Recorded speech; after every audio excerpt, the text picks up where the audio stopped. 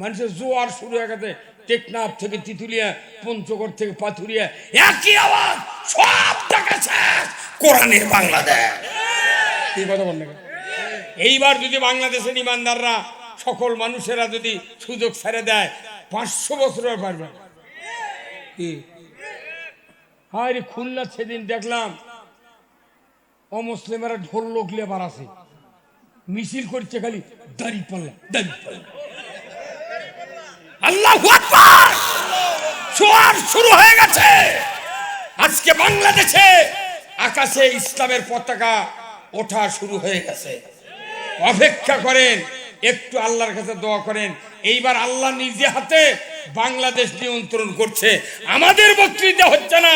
হঠাৎ করে সকলের অন্তরে আজকে যে দেখতেছি, কালকে তার ডবল। কে কি করছে বোঝাই যাচ্ছে না। এই কথা বল না। আমাদের কোনো শক্তি নাই। আমরা যদি মনে করি যে আমাদের বক্তৃতা দেয়া অমুকের বক্তৃতা, না, এটা আল্লাহর কৃতিত্ব। আল্লাহ এবার নিজে হাতে যেরকম রসুলকে মাদ্রাসা দিয়ে সহযোগিতা করেছিলেন গাড়ি ছুড়ে, এইবার বাংলাদেশের ইমানদার মানুষগুলিকে, সকল মানুষকে মুক্তি দেওয়ার জন্য ইসলামের পথ আল্লাহ মানুষের অন্তরে জাগায় দিচ্ছে।